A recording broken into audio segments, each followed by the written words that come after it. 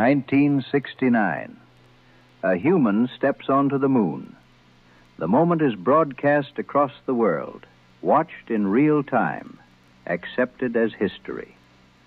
But in the years that followed, a different question began to circulate.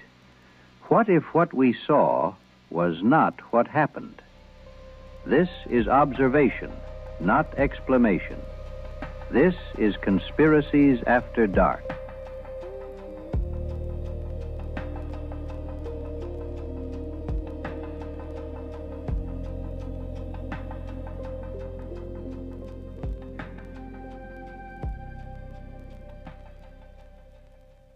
On July 20th, 1969, the Apollo 11 mission placed astronauts on the lunar surface. The event was broadcast globally, documented through video and photography, supported by telemetry data, and followed by the return of lunar samples.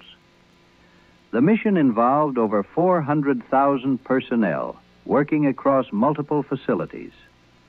Moon rocks collected during the mission were studied by independent researchers worldwide. Retroreflectors placed on the moon during the mission are still used today for laser ranging experiments.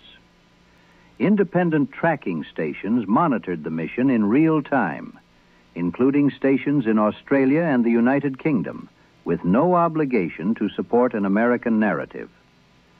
The Soviet Union, operating its own deep space monitoring network, tracked the Apollo missions throughout. They were NASA's chief adversary. They had every geopolitical reason to expose a hoax. They did not. Then there are the tapes. In 2006, NASA announced it could not locate the original telemetry data tapes from the Apollo 11 moonwalk. An exhaustive search concluded the tapes had likely been erased and reused to record satellite data. NASA's explanation? The recordings were no longer considered necessary and were reused. The original highest quality footage of the first moon landing no longer exists. That is on the public record. Between 1994 and 2009, independent polling organizations documented that between 6 and 20% of Americans, 25% of Britons, and 28% of Russians believed the crewed landings were faked. These are not fringe numbers. These are documented figures from 3 separate nations. Over time, a specific idea emerged, that the moon landing was staged. It did not begin online. It began in print. In 1976, a man named Bill Casing self-published a book. He had worked as a technical writer at Rocketdyne, the company that built the Saturn V engines. The book was titled, "We Never Went to the Moon, America's $30 billion Swindle." Most researchers trace the modern debate to this document. The idea spread, and specific recurring arguments attached themselves to it. First, the flag appears to move, despite the moon having no atmosphere. Second, shadows don't align, suggesting multiple light sources. Third, no stars are visible. The sky appears completely black. Fourth, technology limitations. The Apollo guidance computer ran on approximately 4 kilobytes of memory. Fifth, the Van Allen belts. Radiation zones surrounding Earth present a documented exposure hazard. Sixth, the crosshairs. In some images, objects appear to cross over them. Seventh, a filmmaker named Bart Sibrel confronted astronaut Buzz Aldrin in 2002. He called him a liar. Aldrin struck him. No charges were filed. The footage exists. Eighth, Stanley Kubrick. A video surfaced claiming he confessed. It was later identified as a fabrication, a false confession about a disputed event. Both records now exist. Then there is Neil Armstrong. After returning from the moon, he withdrew. He avoided interviews. He declined to revisit the mission for decades. In 1969, shortly after the landing, Armstrong, Aldrin, and Collins sat before cameras. Those who study the footage have noted their demeanor: flat, measured, contained. Some interpret this as something unspoken. Others describe exhaustion, quarantine, and pressure. Both interpretations remain.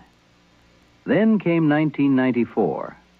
Neil Armstrong stood in the White House, and he said, "We leave you much that is undone.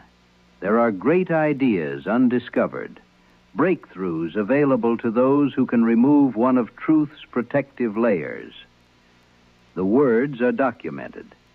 What they mean has never been settled. In response, explanations have been documented. The flag was supported by a horizontal rod. Movement is attributed to inertia. Shadows can vary due to terrain and perspective. Stars are not visible due to exposure settings. The onboard computer worked in combination with ground systems. The Van Allen belts were navigated using calculated trajectories. The tapes were reused, but the broadcast footage was preserved. The Soviet Union monitored the missions and did not dispute them. Lunar samples were examined globally. The results were consistent. Japan and India later imaged the landing sites. Equipment placed on the moon is still used today. Regarding Armstrong, his biographer described him as deeply private. Regarding the speech, others described it as a call to future discovery. Both readings remain. Two narratives now exist. One describes a mission, documented, tracked, and confirmed. The other points to missing data, technological limits, and unresolved questions. Both rely on the same material, the same footage, the same photographs, the same words. The difference is interpretation. The original recordings are gone. The man who walked on the moon walked away from the spotlight. And in a room full of power, he spoke about removing truth's protective layers. The footage has not changed. The words have not changed. But what they mean has not been settled. What remains is the record. Nothing more, nothing less. This has been a recorded transmission.